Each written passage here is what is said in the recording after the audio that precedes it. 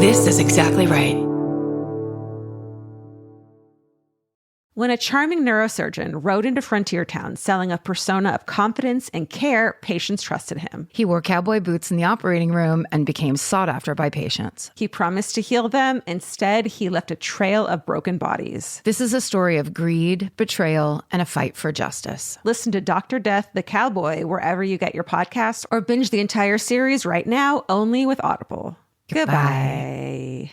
Capture your favorite summer feeling with Pandora Jewelry. Discover a collection inspired by the sunshine, freedom, and moments that make the season unforgettable. From sun-kissed metals to personalized pieces ready to be engraved with your summer mantra. Each design moves with you from beach days to golden nights and every memory in between. Shop Pandora Jewelry's new summer collection in-store or online at pandora.net and let your summer unfold. Goodbye. Summer is for adventures, road trips, and adding a whole lot of miles to your car. That's why it's worth stopping at Valvoline Instant Oil Change first. Their trained techs help you get road trip ready with an oil change and an 18-point maintenance check included with every oil change, checking your tire pressure, wipers, lights, and more. Valvoline Instant Oil Change techs complete over 270 hours of training, so your car's in capable hands. Best part? You can stay in your car and you're in and out in about 15 minutes. Valvoline Instant Oil Change. Change wisely. Goodbye.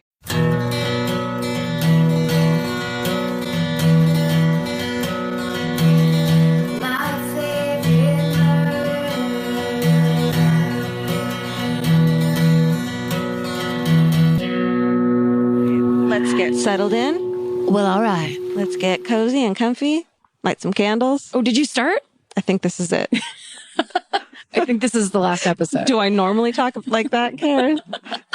Kind of presentationally? Cozy and comfy? Do I? Georgia, are you seducing me in your own home? Welcome. Hi. This is my favorite murder. Karen is taking a drink of water. I'm Georgia. I don't know that every once in a while a hey comes out. It feels like I have to do it sometimes. Like I don't have a choice. Get it out of your system. Hi. Hi. Bye. Bye.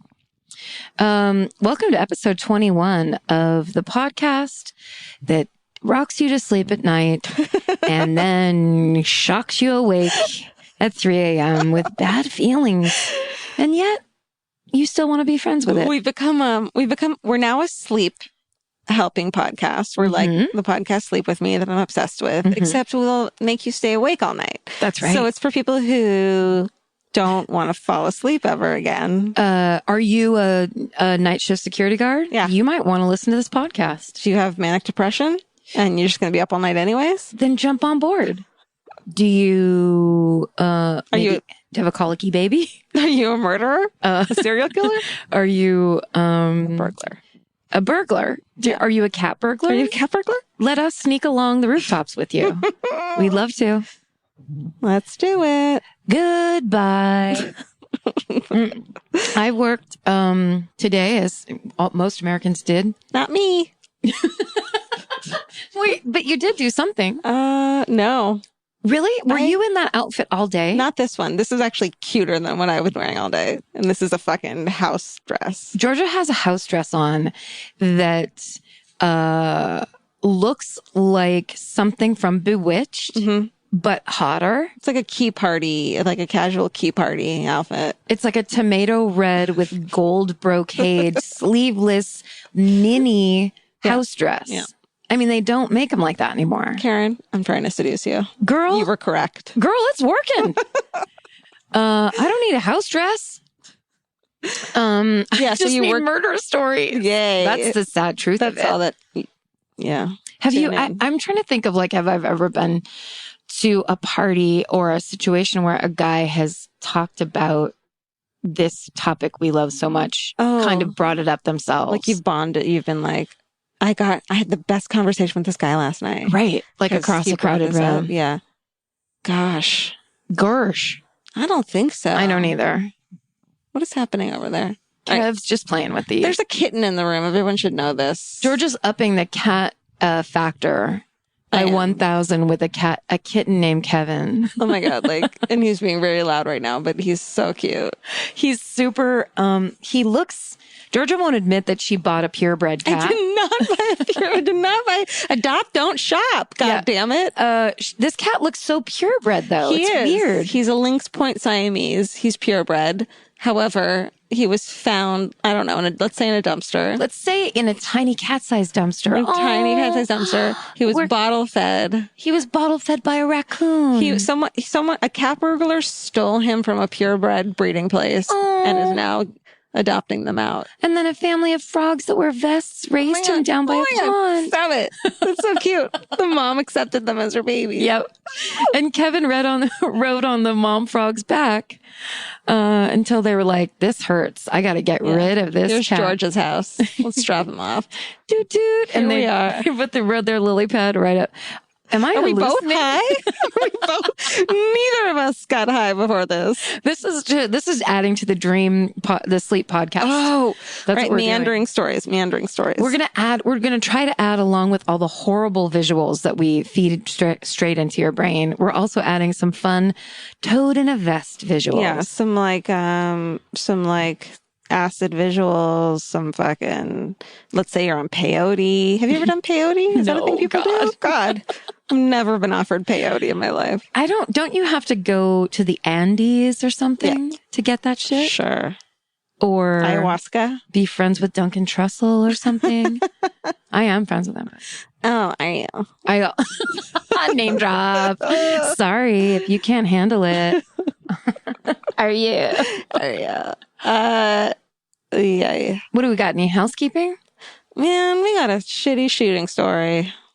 Oh, Did we talk about that? Are we just going to be like every week we talk about what's in the news? I mean, seriously, it's such a bummer. I mean, this one too is like such a huge one that I didn't process it. When I first heard it, I was like, oh yeah, mass shooting. And then as it progresses and I look at social media and everything, it's so awful. I feel like it's one of those serious watermark things where people, it's like, when are we going to do something? Well, one would hope, but why wouldn't Sandy Hook be that? Those were like 5-year-old children that got gunned down. It's so rough. You know, not that gay people are any, but it's just this.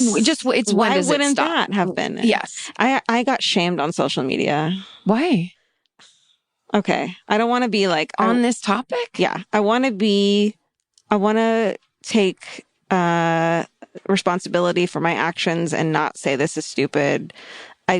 And say that maybe I did something wrong. Mm-hmm. So I posted something about like guns don't kill people with mental illness who have access to guns. Oh, dude. And I got all these responses that were like, please don't, you need to not say homophobia as a mental illness. It was all on the point that I said that guy has a mental illness, which I think when you fucking gun down 100 people in a nightclub, you probably have some sort of mental illness.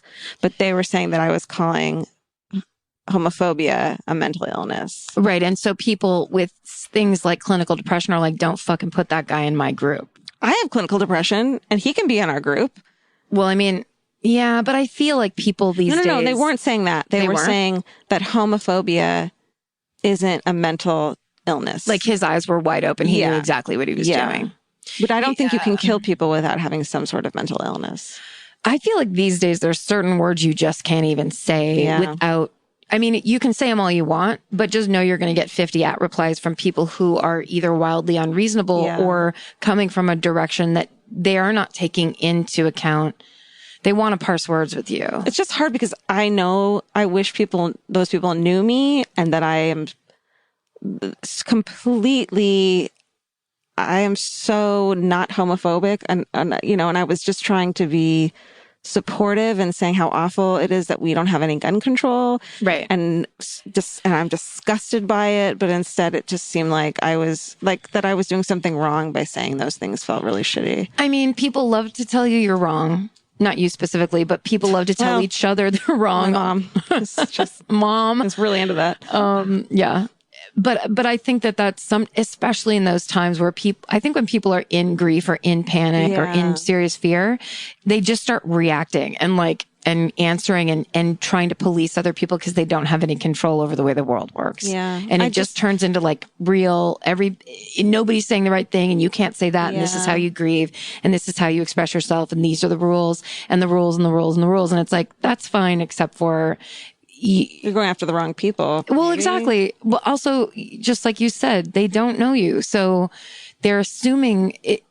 I've done that a bunch of times where I've tweeted something that then I'm like, oh, this might be a buzzword or this might be sensitive. And no matter what people write back to me, the first thing I assume is that they're against me. Me too. And so then I have to read it twice to be like, oh no, they're making a joke along with me. Right.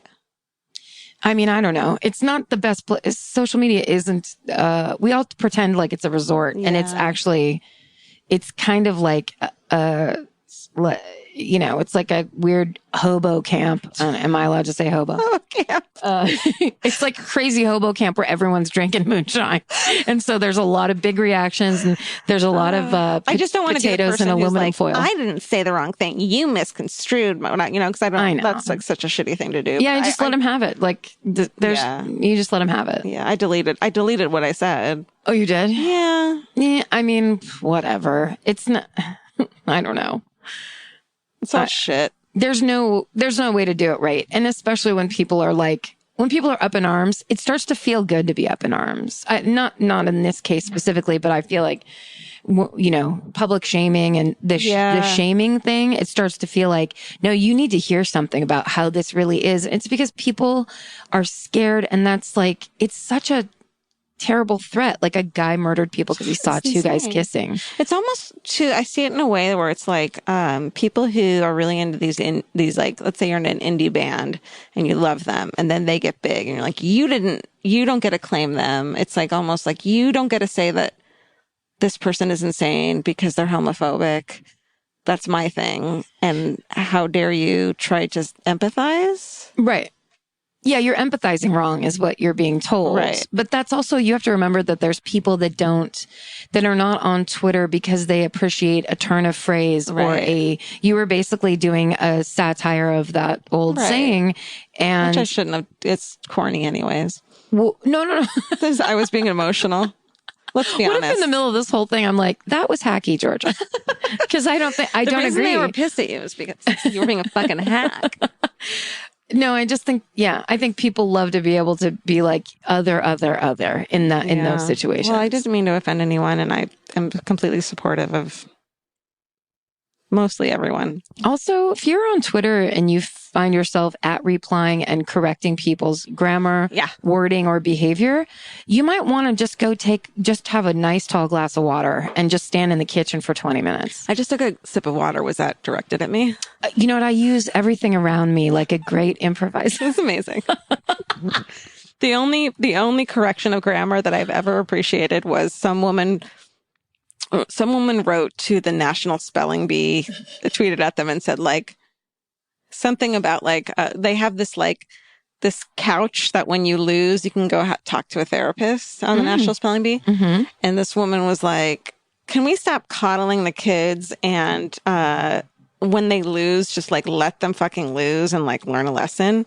But she had written loose. And so the National Spelling Bee just wrote reply and wrote lose. It spelled it correctly. Which was God bless. Amazing. My favorite thing like that happened recently is they were talking about, somebody wrote an article I think it was on Huffington Post about how inappropriate it was for the Jimmy Kimmel show to ask Megan Fox something about her pregnancy. And Jimmy Kimmel, it was his Twitter account, wrote back, Megan actually approved all of the questions that we asked her before the show, so go fuck yourself. And I retweeted it. A ton of people I know where it's like, actually in television, all of those things are pre-agreed. There is no one that blindsides people on shows like that. That's why I can't watch those shows, is because I am so was that right that you went skiing recently? I did. You know, it's funny that you mentioned that is, so we were up in Whistler. It's fake as can be. It make me so uncomfortable watching those things. It was my life. Oh, you did that. My sister says you are the worst person to watch, to me, that I'm the worst person to watch TV with, because it's been ruined for me so bad Yeah. that I love ruining TV for my Yeah. sister. That I'm was always fake. like, that was all fake. do you see that right there? That's an edit. That must be from something else because that lighting changed or whatever. Where she's like, why would you? I'm sorry it was ruined for you. Why do you ruin it for me? Because it was like fun. Because it was ruined for me. Because I can barely enjoy anything. Oh my God. Me neither. Yes, award shows too. I can't deal with speeches and like people like presenters and like them saying words wrong. And unable to read off a teleprompter when it's like, this is your job. And like clearly they hate the person they're presenting with. And then the person who wins is like such a fucking narcissist. Yeah, well, I think that's what's happening in the whole room almost every time. Here's the thing. It all makes me sick to my stomach. It all is like, if you say you were an accountant all day, you were just like adding figures. Yeah. That'd be like if you then came home and you're like, do you want to watch the Adding Figures Awards? No, I fucking don't want to watch that because this is all fucking smoke and mirrors, dog and pony. I want to watch the Add Figures Awards because that sounds fun. I bet those guys are hot. I bet you could make some mad like snack puns on for Adding Figures, you know? Like you could absolutely do that old joke of why was 6 afraid of 7 because 7 ain't 9. that is so stupid. It is the best joke ever written because 7 8 9, 7, 8, ladies 9. and gentlemen. Your next presenter. I was being the host that was going you know from when, that like, rat people joke. have parties for award shows and they like have snacks, but the snacks need to be called like whatever, like the pun on the movie. Oh yes, yeah. So like some kind of math. The numbers version of that. Yes, for food. Like if it was my house, I would put out a bowl of like salted peanuts, and I'd be like 1,240 peanuts. That's all I can think of. That's why you're the fucking writer in this room. I was trying to think of the snacks that you put out for our legendary Academy Awards party that we had. Me and you and Lizzie. Oh, that was fun. What would deviled eggs be called? Wait, for the accounting awards? Yeah. Deviled dates. Deviled eggs squared. All my jokes are basically square. What if they were squared? They were squared. Deviled eggs squared. If the eggs themselves were squared. Yeah. Are we going to have this party? Deviled 7 8 9s. I would watch these things with you and Lizzie Cooperman, our friend. And Hell yeah. People who hate everything and want life to fuck off. It has to be with people that are like-minded because I've been at ones where I want to make jokes and then people are like, I'm keeping score. Excuse me. I'm keeping score. Excuse me. Okay. No, fuck you.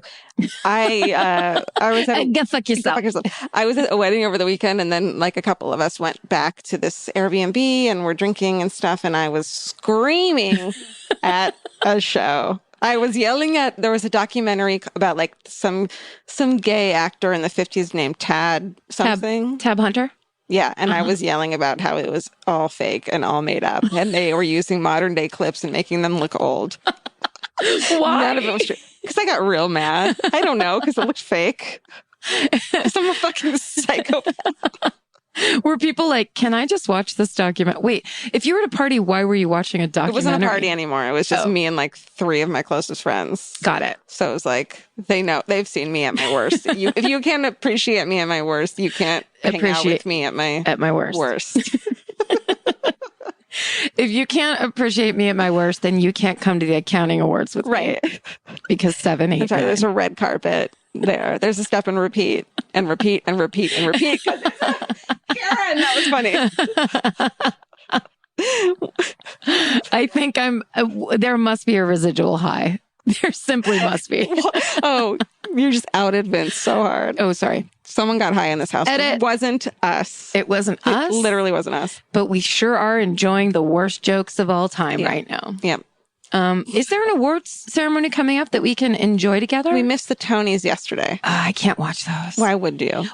Honestly, when I watch people singing at that caliber, and I'm not being sarcastic, it makes me immediately start crying.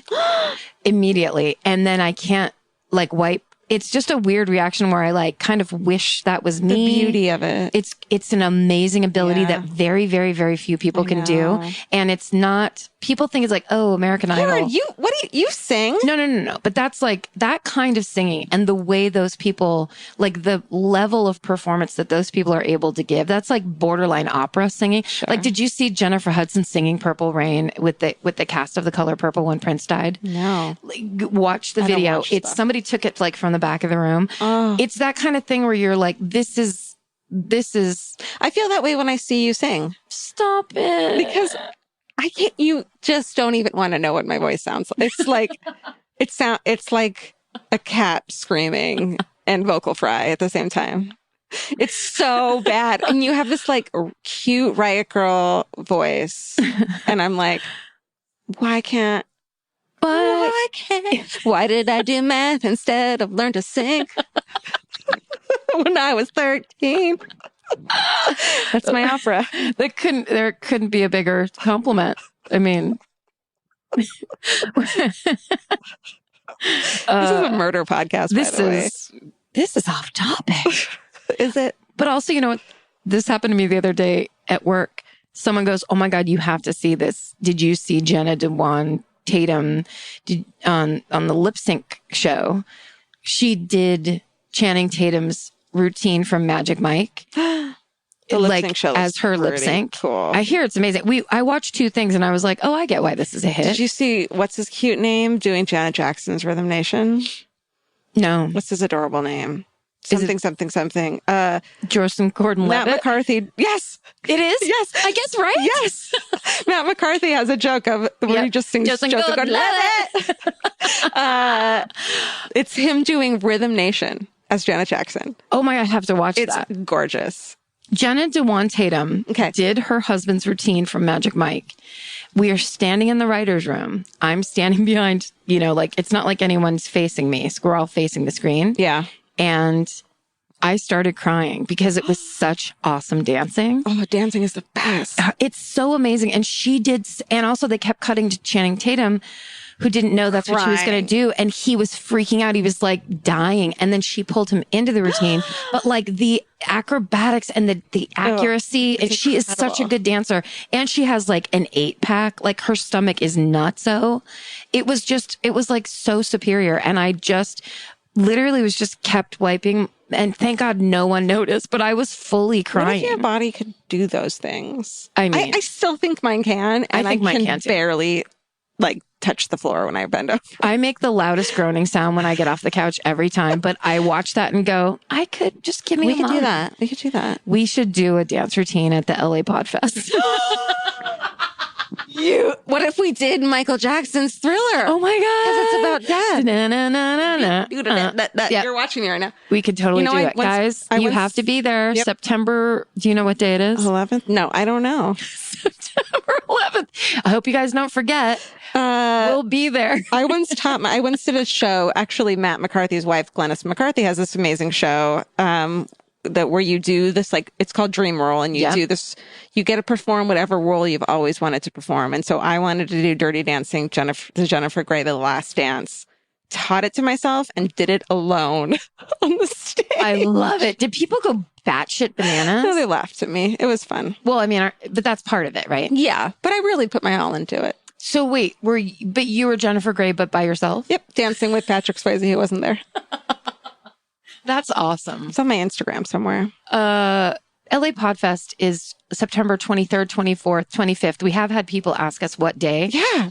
But we haven't been told what day. We should do every day, probably. Yeah, I don't know how it actually works. Yeah, I don't either. But I think if you go onto the website, which is LA Podfest, they're on event, like the tickets are on Eventbrite. But if you put in LA Podfest 2016, you can get all the information. And hopefully the schedule is up or will be up soon. Come watch our choreographed dance. Come watch. I will be dressed like a werewolf, and Georgia will be dressed like that girl that he goes to the movies with. I'm scared the whole time. Just I'm scared. Running away from you the whole time.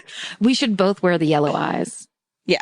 We should both be Michael Jackson, probably. Let's do double Michael Jackson, because that's probably what he wanted. I'm sure that's what he wanted. I mean, he would have. We could also do The Way You Make Me Feel, which is where he just follows that girl down the alley. Oh, yeah, and sings at her? Yeah. And she's like, I don't even care that you're about to rape me. And just like, she should be pepper spraying him. Yeah. And there's like a car on fire. Right. And it couldn't be more dangerous. And then he's like, I think you're great. I'm going to sing in your ear down this alley. Yeah, I'm great. Leave me alone. Yeah. You're going to have to come to the LA Podfest to see what dance we do. Yeah, we'll reveal it at the Podfest only. Ticket holders. Oh my God. Summer means a whole new world for your feet. They're walking more, sweating more, and going barefoot all day long. For summer feet that need real comfort, there's Bombas. Bombas has a whole line of sport-specific socks for golf, yoga, the gym, and every kind of runner. They also make soft, supportive compression socks that are especially great for summer travel. Bombas sandals and slides are made from super lightweight, cushy, waterproof EVA foam, so they feel incredibly comfortable. And the best part, for every item you buy, Bombas donates an essential clothing item to someone facing housing insecurity, with over 200 million donations and counting. I wore my Bombas compression socks on the plane ride to and from Italy. And listen, I'm a girl of a certain age at this point. It needs to be done. And I felt so comfy and so secure with my cute little Bombas socks. So head over to bombas.com/MFM and use code MFM for 20% off your first purchase. That's BOMBAS.com/MFM, code MFM at checkout. Goodbye. In the summer, healthy habits are easy to keep until you leave the house. You walk out the door, and the next thing you know, you're barefoot and feral in a gas station candy aisle. That's why Kachava makes it easy to maintain your routines. Kachava is an all-in-one nutrition shake, and now it comes in new travel packs. Every packet gives you a simple shake with protein, fiber, vitamins and minerals, greens, probiotics, omegas, electrolytes, and more. They're easy to toss into a bag, easy to take on the road, and a simple way to stick with your normal wellness habits, even when your schedule changes. Man, that Kachava matcha in the individual packs is like my dream snack. It's exactly what I need and want in between the not great meals I'm eating for lunch and the snacks I would have had anyways that are terrible for me. Like, this is something I feel like I'm treating myself when I take. You're treating yourself to vitamins, fiber, all these things that your body really wants and needs and kind of craves that it does seem like it takes a big effort to get. So now you're getting it all in one packet and in a little drink you like. Take your daily ritual with you. Go to Kachava.com and use code MFM for 15% off your first order. That's Kachava, KACHAVA.com, code MFM. Goodbye. If you're always on the lookout for a great audiobook or just want help figuring out what to listen to next, there's a podcast you should know about. It's called Earsay, the Audible and iHeart Audio Book Club, hosted by Cal Penn. Each episode takes a closer look at some of the most talked about new audiobooks on Audible, spanning a wide range of genres from sci-fi and literary fiction to rom-coms, thrillers, and comedy. Cal is joined by guests who dig into what these stories are about, what makes them stand out as audiobooks, and why they're connecting with listeners right now. If you're looking for your next listen, this is a great place to start. Listen to Earsay, the Audible and iHeart Audiobook Club on the iHeartRadio app, Apple Podcasts, or wherever you get your podcasts. Goodbye. What other housekeeping? Any housekeeping? This is my favorite murder. Uh-oh. That's it. I think you're first this week. I am first. Skippers, it's time to cut back in. Hey, ready? And stop skipping now. Now. All right. So 2 things made me want to do this murder, my favorite murder this week. One of which was I finished an audiobook called We Need to Talk About Kevin. Oh. Which was a book about, it was a fictional book written by the mother of a kid who had done a school shooting. Mm-hmm. And it was the letter to, all the letters were to the father. And it was like how they raised this kid and what happened and why he became who he became. And it was a really good book. And I just finished that. Okay. And then on Sunday morning, the fucking Orlando shootings happened. Yep. And it's horrific and awful and disgusting. And so I kind of was looking at the Facebook page and found this information that I had never known about before that I wanted to talk about. The Cleveland elementary school shooting. Uh-oh. Do you know this one? No. Okay. It took place on January 29th, 1979 in San Diego, California.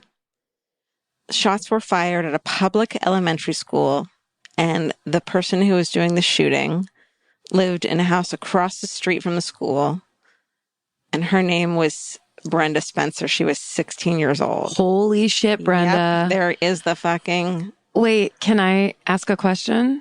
Is this I Don't Like Monday? I don't like Monday. I'm sorry. The Boomtown Rats. Yes. Is that... Sorry. It's okay. It's I was just so proud. interesting. It's my favorite. That's okay. So but I don't know the story. I only know that a girl did it and a girl said it. Okay. So Brenda Spencer, she lived in a house across the street from the school, and she would become known as the mother of schoolyard massacres, such as Columbine. And she was like the first school shooter. So on the morning of January 29th, 1979, she began shooting from her home at children who were waiting outside Cleveland Elementary School, which was across the street from her house. The first person that she killed was the principal, Burton Ragg, and he was opening the gates to the school. 53 years old, ran outside to help the victims and helped get rid of the children and move them inside. And he got shot in the chest. And then Michael Schuchar, Suchar, Schuchar, Shooter. Schuer. With 56, he was a school custodian, rushed out to help the dying principal, and he was shot. So those were the two fatalities, but 8 children were injured. So then the San Diego police officer, Robert Robb, was the first to arrive at the scene, and he got a bullet in his neck. Whoa. And I've read conflicting stories that someone commandeered a garbage truck and drove it in front of the school because they could tell where the sniper was. And I heard it was this officer who got shot in the neck, but others are saying he just arrived and got shot in the neck. So I'm not sure, but I don't want to not give him credit if that's the case. So That's so smart. Yeah, right? Yeah. Like, what a quick action to take that you just block the shooter. Yeah, I would have never thought of that. And putting yourself in harm's way like that. Yeah, that's amazing. Whoever thought of it, yeah, high five. How pissed off was she when that happened? Yeah, it's like the best move. Yeah. So after firing 30 rounds of ammunition, Spencer barricaded herself inside her home for it was 6 hours. So then on a hunch, a reporter from the local paper called the phone number that was associated with the address, and a young girl answered. It was Barbara. The reporter asked if she knew where the shots were coming from, and she said her address, and the reporter pointed that out. She said, yeah, who do you think's doing the shooting?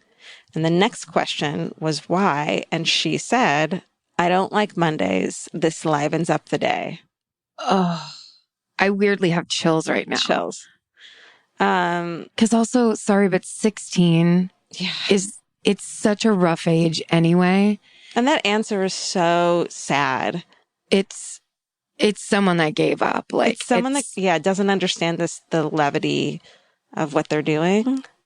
Is that the right word? It's the opposite, but I understand what you mean. Gravity of what you're doing. Gravity of what they're doing. That would have sounded so much better if I had gotten that word right. This is what we're about, not sounding good. My favorite murder.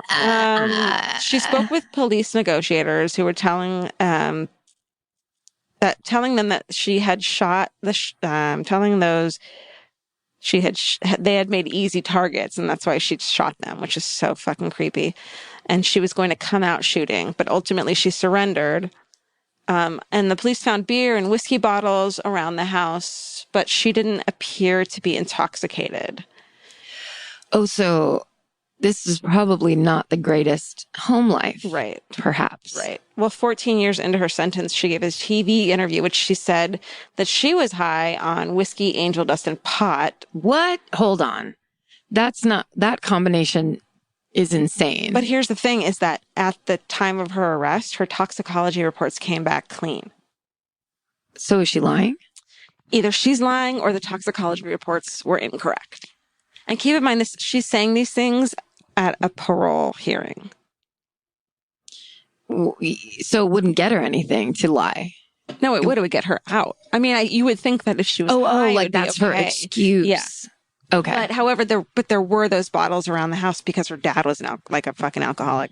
But it's just so crazy I just think, sure, you drink whiskey and then you smoke pot. Angel dust is like what insane bikers do. In San Diego. That was like a suburb back then, right? Yeah. I mean, it's like a chill beach town.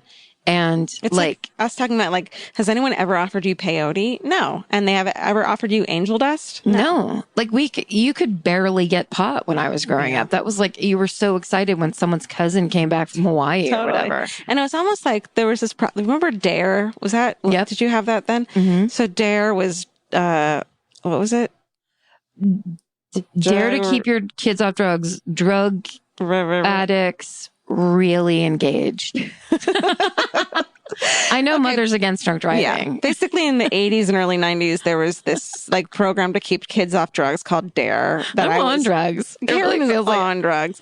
And I was in that. I was like in the perfect, in the epicenter of that. Thanks, Nancy Reagan. And where you had to pledge, right? Yeah. That you wouldn't do drugs. Yeah. And at the time I was like, when I was like in 6th grade, I was like, well, I'm never going to do angel dust, but I kind of want to try pot, but like I thought that would lead to angel dust. And when I found out like that my parents smoked pot and that like people I knew smoked pot, it was like, oh, everything's a lie. So I'm just going to do everything, Wow. Like, just say something. Yeah. Like no one gets angel dust is my point.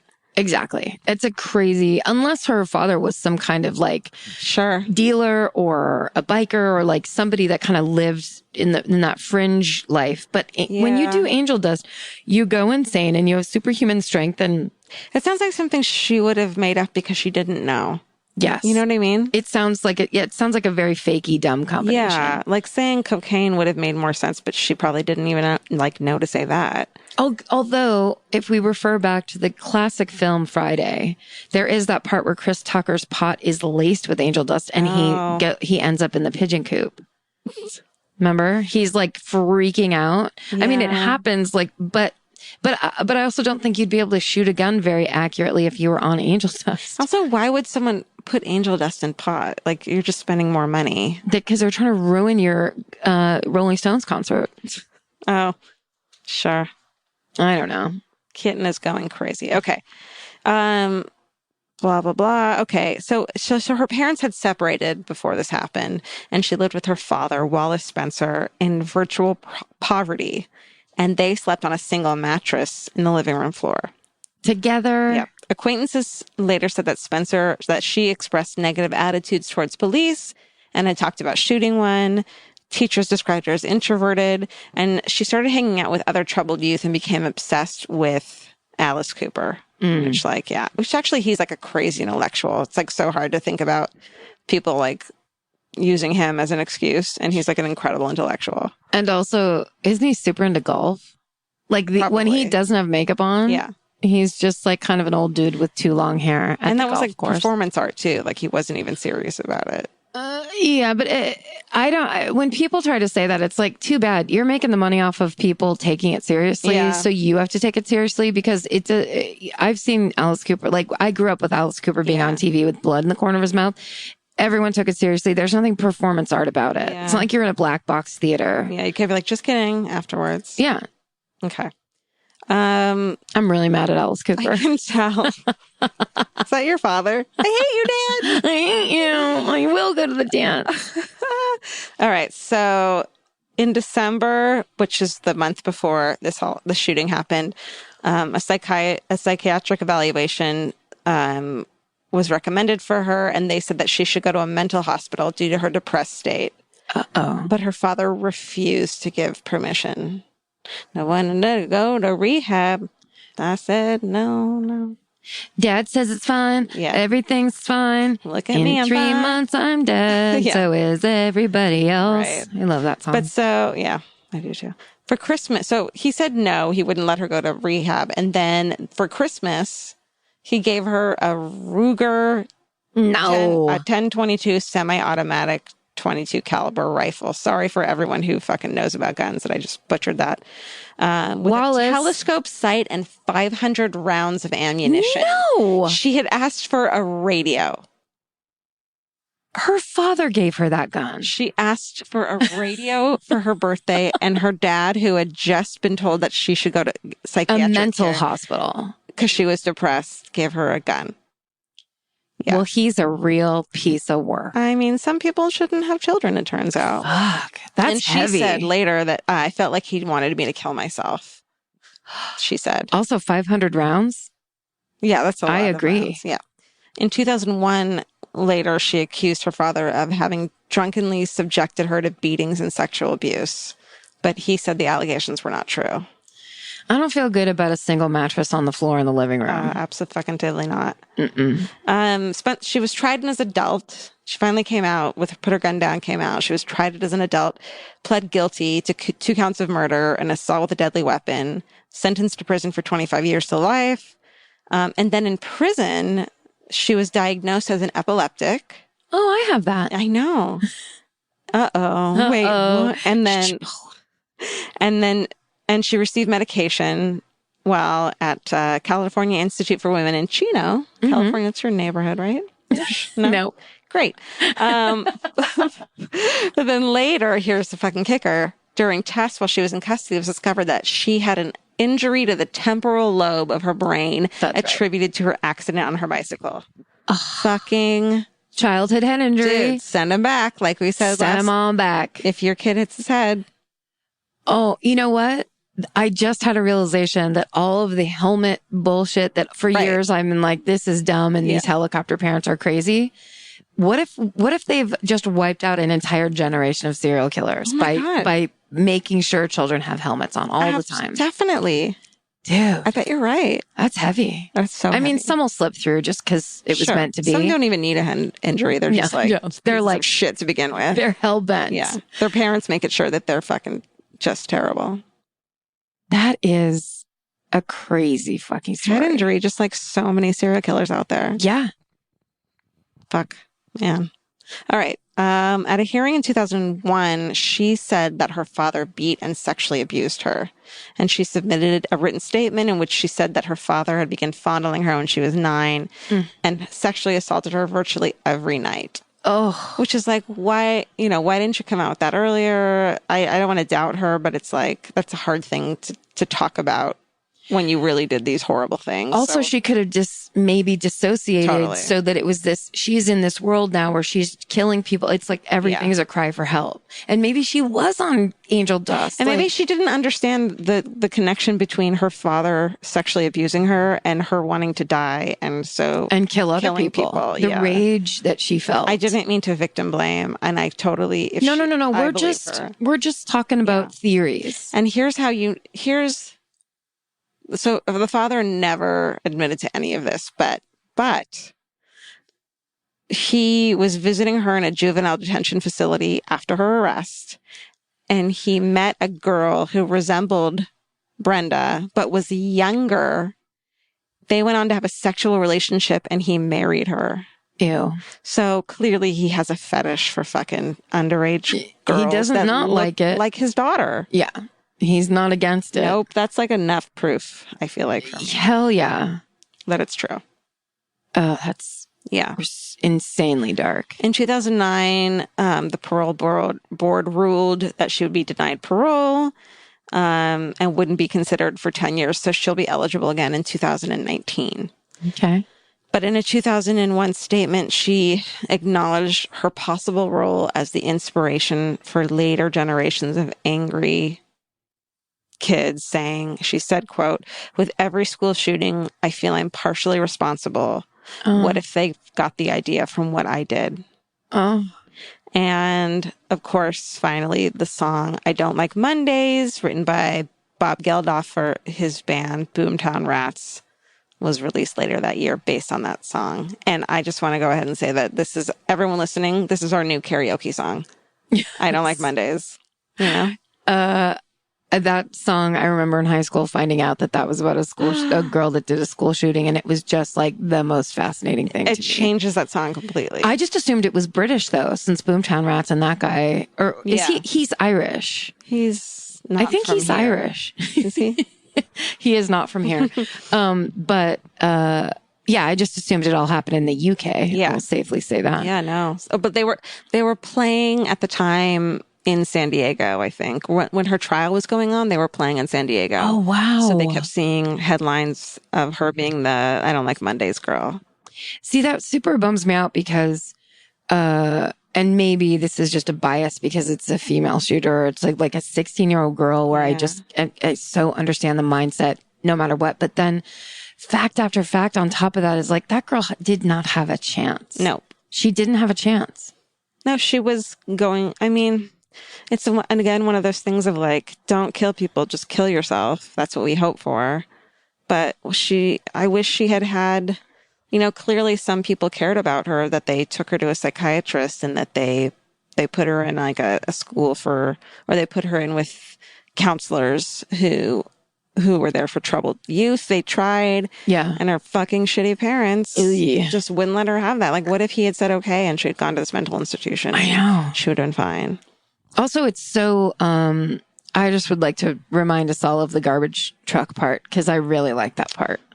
What a badass. Like, hell yeah. They probably saved so many lives that day. Seriously, and just kind of like blocking off the whole thing of like, no, you're not doing this anymore. Like, that's so badass. It's brave and fucking... It's just quick thinking and like sharp problem solving. Totally.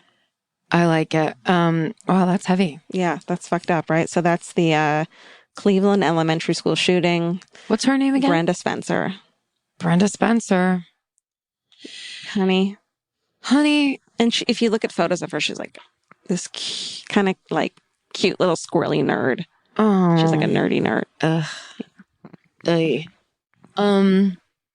You know your favorite summer clothes by what actually makes it into your suitcase. Find the outfits you'll wear all season long at Quince. Quince's 100% European linen pants, dresses, and tops are the pieces you'll reach for all summer long. They're lightweight, effortless to style, and they start at just $32. Their denim is soft and comfortable, and their organic cotton sweaters are perfect for layering when evenings get cold. Quince's beautiful 14-karat gold jewelry adds a subtle finishing touch. So I just went to Italy, and you bet I brought my 100% European linen scoop neck midi dress along with me in the color of floral waterfall, and I wore that thing all over Italy. It was like the perfect day to night. It just looked so pretty, and I felt like I looked sophisticated while still being comfortable. Make your summer wardrobe feel easier. Head to quince.com/MFM for free shipping and 365-day returns. Go to QUINCE.com/MFM for free shipping and 365-day returns. Quince.com/MFM. Goodbye. If you're always on the lookout for a great audiobook or just want help figuring out what to listen to next, there's a podcast you should know about. It's called Earsay, the Audible and iHeart Audio Book Club, hosted by Cal Penn. Each episode takes a closer look at some of the most talked about new audiobooks on Audible, spanning a wide range of genres from sci-fi and literary fiction to rom-coms, thrillers, and comedy. Cal is joined by guests who dig into what these stories are about, what makes them stand out as audiobooks, and why they're connecting with listeners right now. If you're looking for your next listen, this is a great place to start. Listen to Earsay, the Audible and iHeart Audiobook Club on the iHeartRadio app, Apple Podcasts, or wherever you get your podcasts. Goodbye. Capture your favorite summer feeling with Pandora Jewelry. Discover a collection inspired by the sunshine, freedom, and unforgettable moments that make the season so special. Whether you're planning a weekend getaway, gathering with friends, or simply soaking up every sunny day, Pandora Jewelry offers meaningful pieces designed to celebrate your unique story. From sun-kissed metals that catch the light beautifully to personalized pieces ready to be engraved with your summer mantra, every detail is crafted to help you express yourself with confidence and style. Explore charms, bracelets, rings, necklaces, and more, thoughtfully designed to complement every adventure and occasion. Each design moves with you, from beach days and road trips to rooftop dinners, golden nights, and every memory in between. Layer your favorite looks, mark life's meaningful moments, and create lasting reminders of a season you'll never want to forget. Find the pieces that reflect who you are and where this summer takes you. Shop Pandora Jewelry's new summer collection in-store or online at pandora.net and let your summer unfold. Goodbye. Well, I took it back because of I kind of wanted to do this anyway, because when we talk about things, it's so funny that we fully do this podcast, love it, enjoy it, and yet bum ourselves out every week after we talk about our topics. So I was like, how about a little distance and we go back in history a little bit? Ooh. And we don't have to be so present day and so have to feel it so much. So I went all the way back to 1885. Oh, I have no feelings about that. Who gives a fuck? No, I don't give a shit. Weird outfits and like high neck dresses and shit. Racism. All kinds of isms. The nurse, the deadly nurse, Jane Toppan, is my person. You may have heard of her. She It's okay to laugh at this because it's from the 1850s. That's right. Anything before 1900, you can laugh and laugh. She was an Irish immigrant whose mother died of tuberculosis when she was very young, and whose father, a tailor, was a well-known alcoholic and eccentric who, some say, after her mother's death, tried to sew his eyelids shut because he was so insane with grief and alcoholism. Oh, what does that have to do with anything? I mean, it's just like it's just painting the picture of where we're even starting with this girl who is a child when this happens. Jesus. That is, it's some articles say it happened. Some say it was a rumor, and it was just basically everyone knew this dad was a nut. That's how fucking crazy everything He was super crazy. Yeah. It speaks more just to him and his reputation. The crazy tailor up the street. So a few years later, that dad drops off. Her name at the time was Honor Kelly, and she's 6 years old, and her sister is 8. And the dad drops them off at the Boston Female Asylum, which is a girls' orphanage.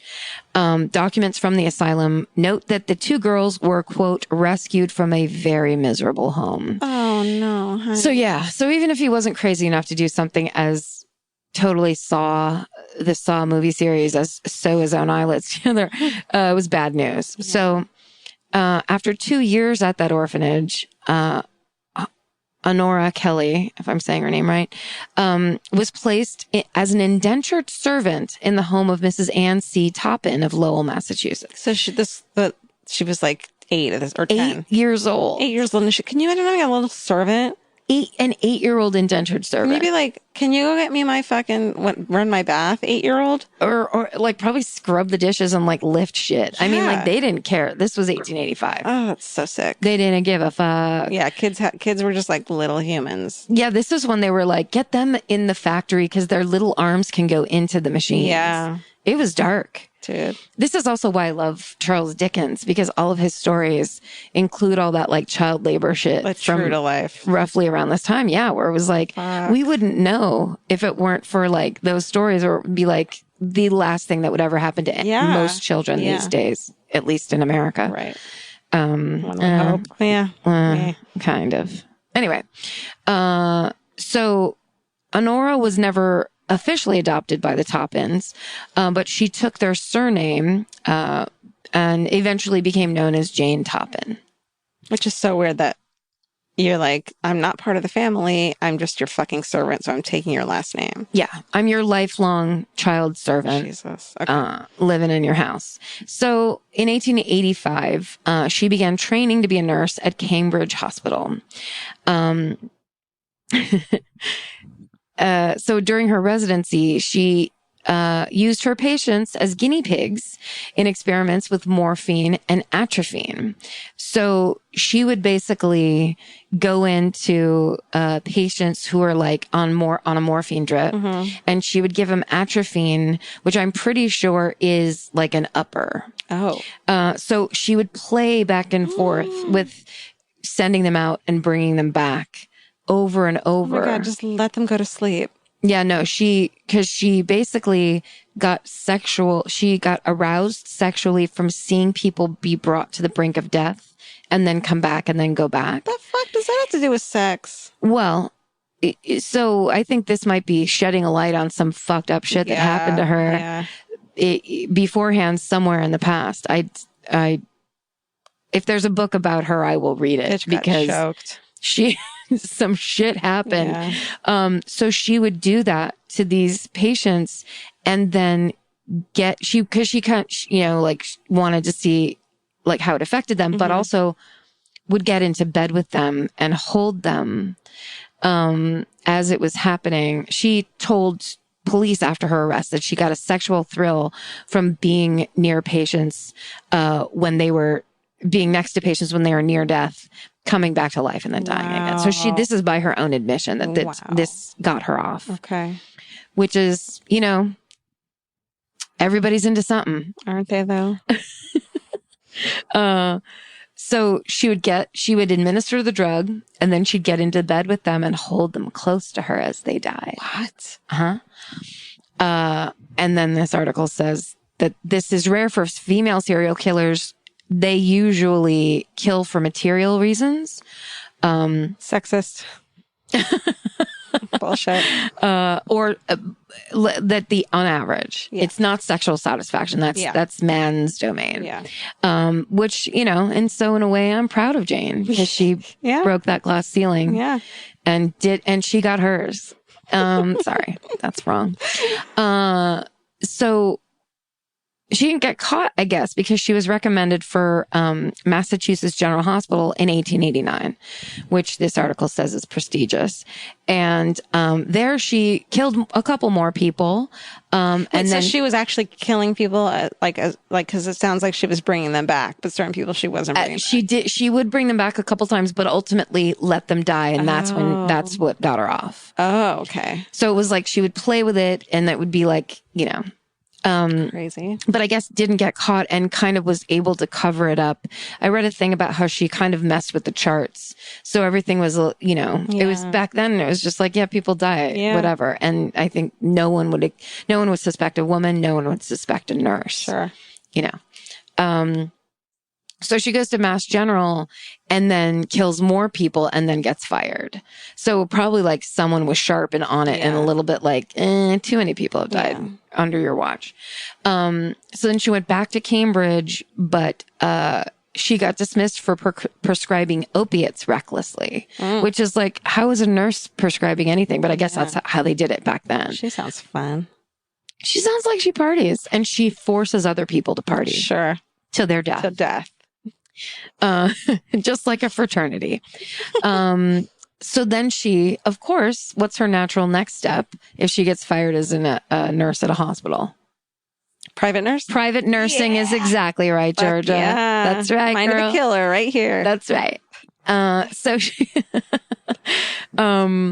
she flourished as a private nurse despite complaints of petty thefts. So Jane couldn't handle her shit. She had her hands everywhere. She had all kinds of... but she's a good nurse. But you know what? She gives me a bath real good. Yeah. So then as a private nurse, that's when she really starts her poisoning spree. Wow. In 1895, she killed her landlords, which is a great fair solution.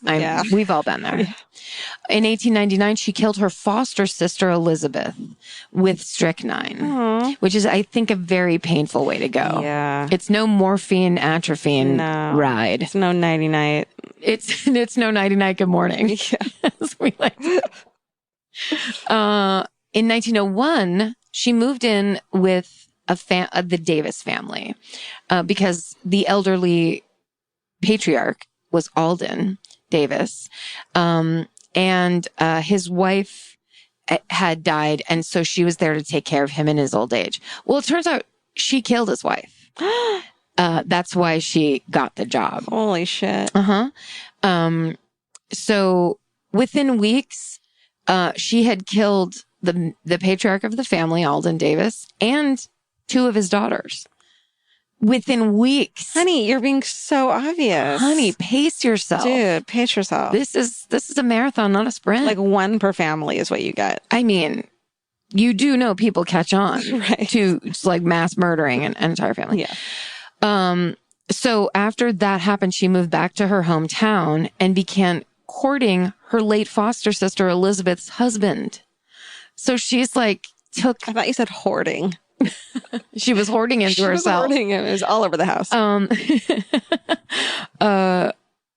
So that's shitty. She then kills his sister and then poisons him so she could earn his love by nursing him back to health. For fuck's sake. And then when that didn't work, she poisoned herself to try to garner his sympathy. Actually, that's kind of smart. But it didn't work. Okay. And so he cast her out of the house, which is something people did in the late 1800s. She was cast out. Even though she was sick? Well, she got over it. Yeah. Because she probably gave herself the tiniest little bit of strychnine. Snicky snack of strychnine. Just put a little bit on top of her biscuit. So the rest of the Davises, who hadn't been terribly murdered in that house, ordered a toxicology exam on the youngest daughter that had died. And they found that she had been poisoned. And so they put a police detail on good old Jane Toppan. And on October 26, 1901, she was arrested for murder. And by 1902, she confessed to 31 murders. Holy shit. Yeah, girl. And she's quoted, this is one of the reasons that I picked this story. Yeah. It made me laugh. It kind of makes me like her. There's something about this that I'm being a little ridiculous. Because the victim's family, it's like 3 generations later. So it's like. Right. There's no guilt. No. Angry letter from a Davis. Yeah. How dare you? So she was quoted. She told the cops that her ambition was to, quote, to have killed more people, helpless people, than any other man or woman who ever lived. Wow. It's what she wanted, and she tried her best. What did she know? Like, did she have a reason why? Like, did she think she was helping hopeless people?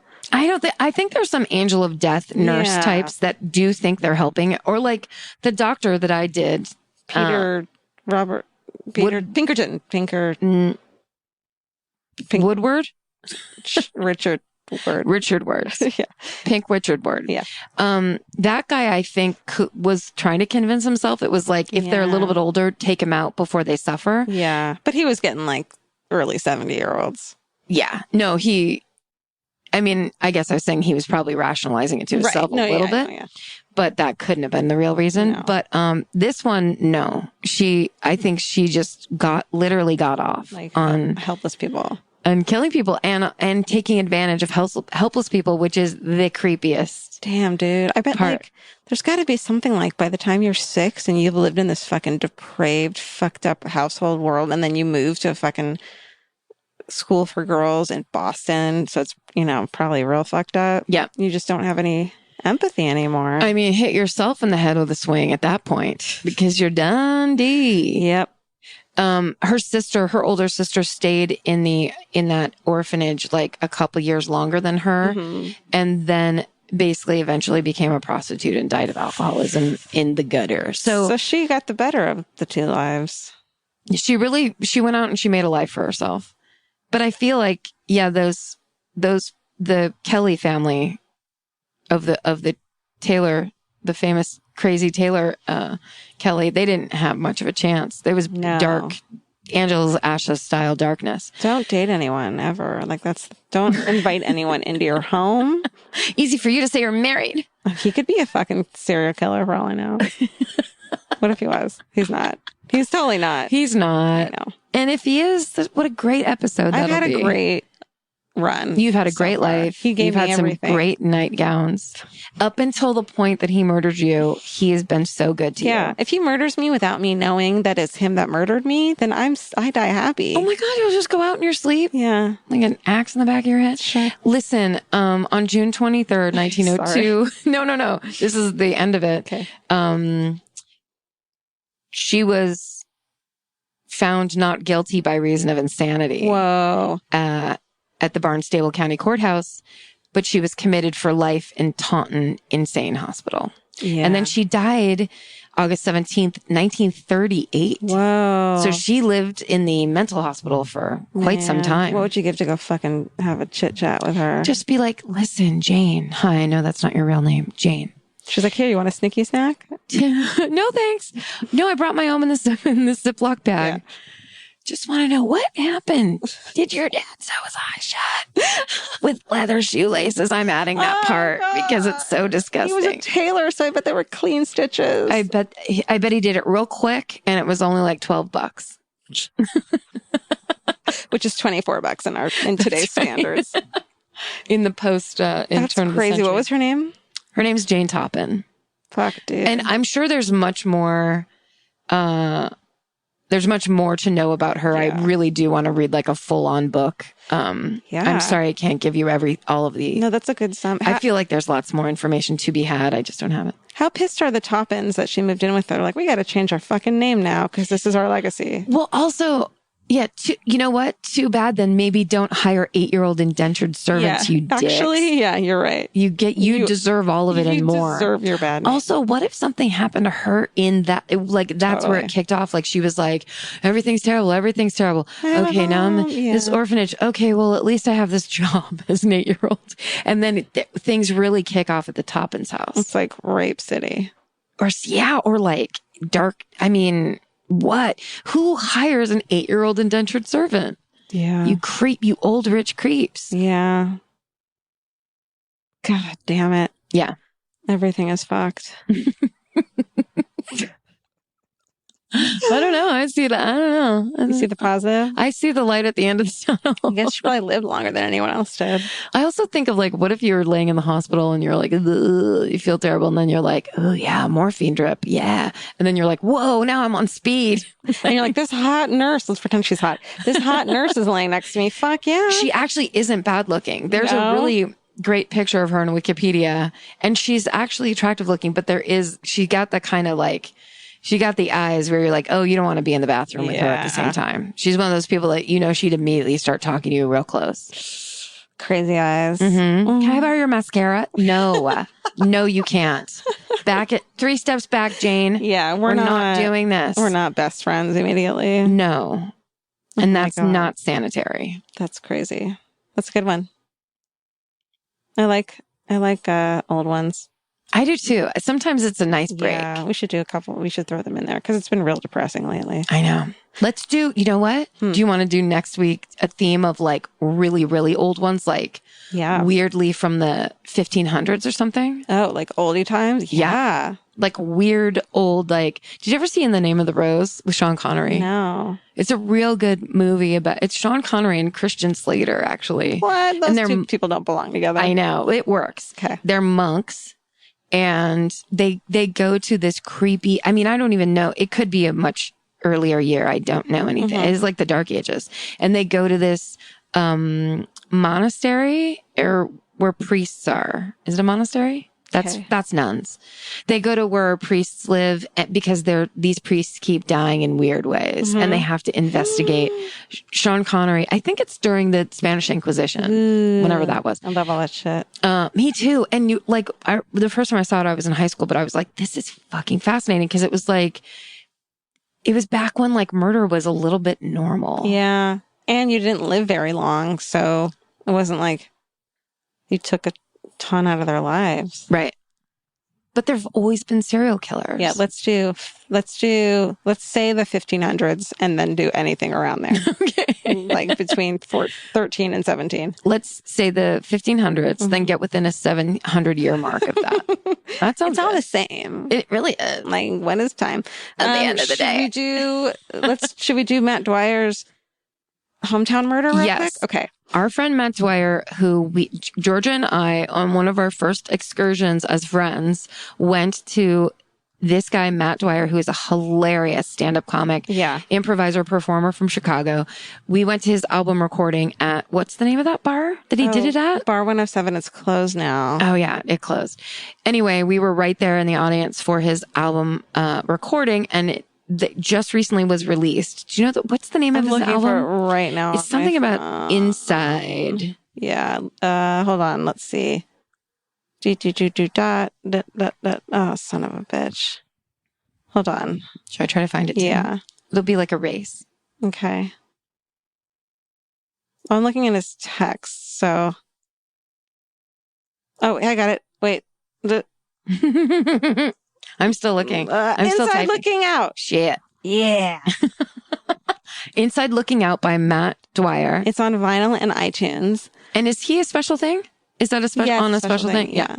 Awesome. Good That's the ours. label. Good guy. He has a podcast on Feral as well. All right. I haven't listened to this yet either. Okay. So this is his hometown murder story. Yeah. Awesome. Okay.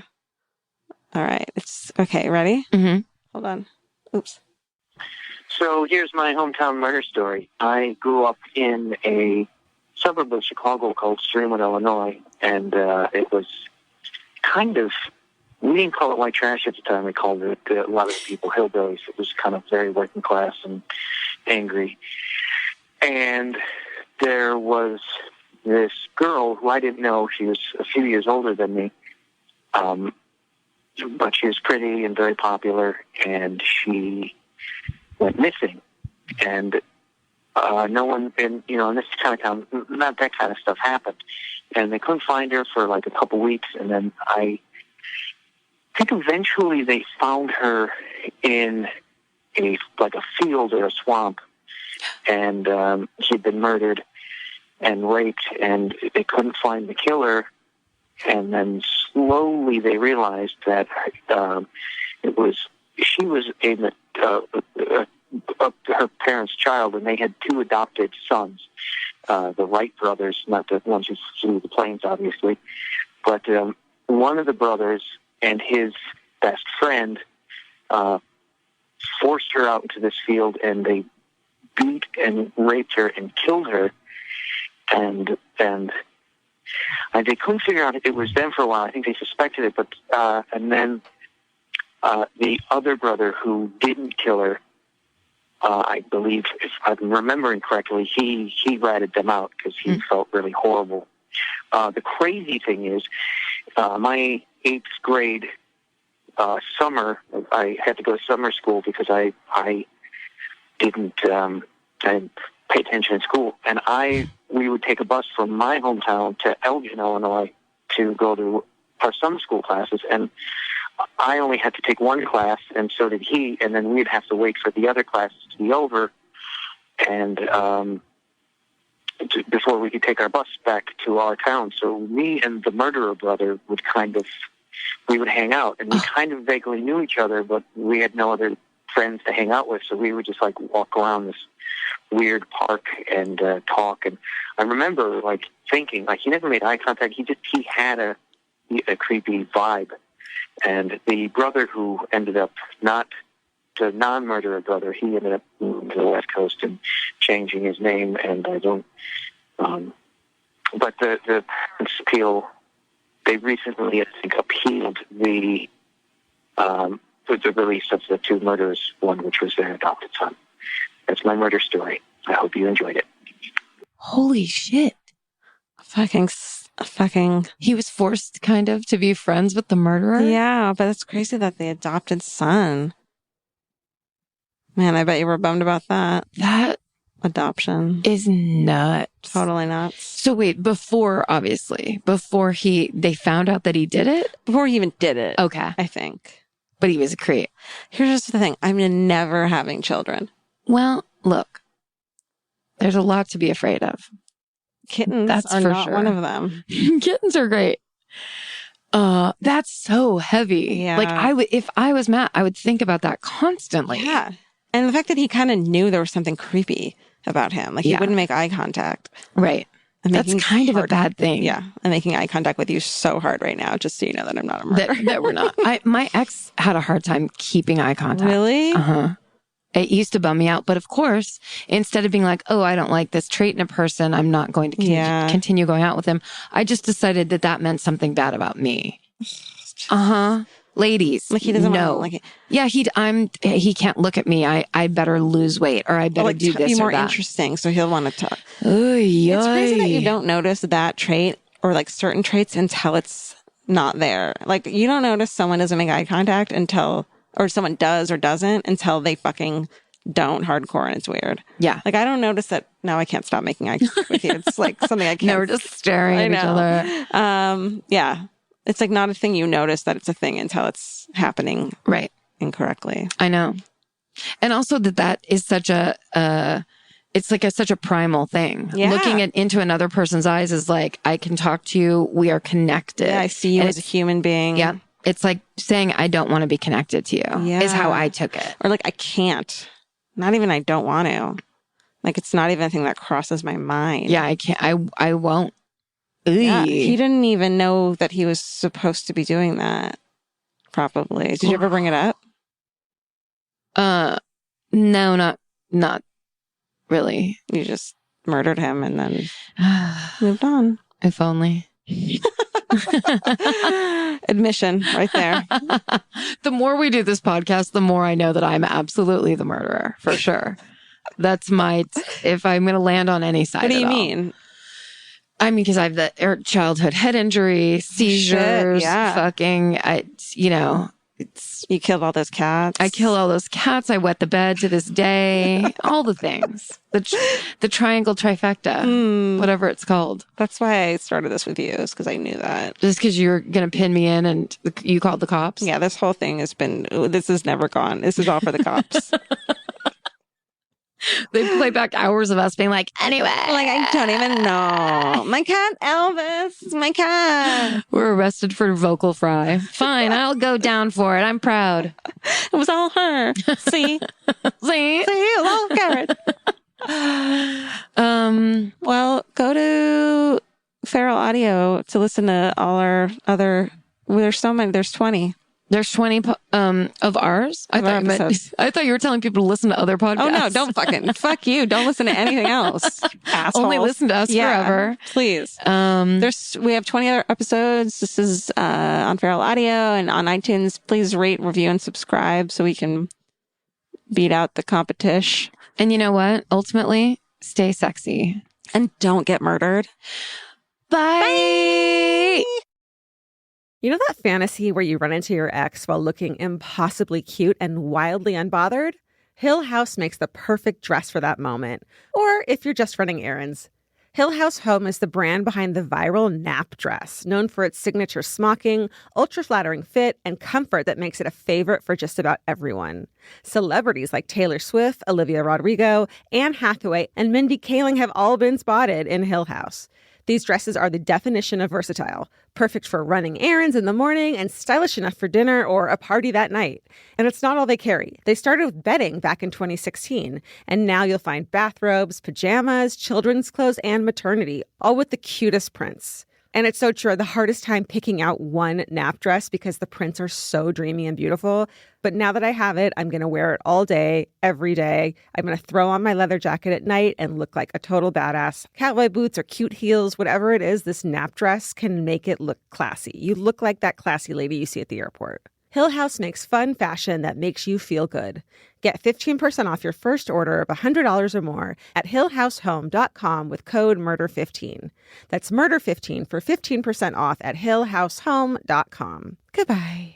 While the world watches the stars at the FIFA World Cup, Hyundai has its eyes on the next generation of talent. The future soccer stars who are already turning heads at age 14. Because next doesn't wait for an invitation. And Hyundai doesn't either. Hyundai has always moved the future within reach. Hyundai did it by making advanced safety standard on every vehicle. And by engineering EVs with ultra-fast charging capability. And Hyundai continues doing it every day because the future isn't some far-off concept. It's already here. Next starts now. Hyundai, an official partner of FIFA. Goodbye. If audiobooks are your thing, or if you've been meaning to listen to more of them, you should check out a podcast called Earsay, the Audible and iHeart Audiobook Club, hosted by Cal Penn. Each episode spotlights standout audiobooks on Audible across all kinds of genres. Sci-fi, comedy, romance, thrillers, and more, with Cal talking to guests who help break down what makes each story worth listening to. It's a fun, easy way to discover your next great audiobook. Check out Earsay on the iHeartRadio app, Apple Podcasts, or wherever you get your podcasts.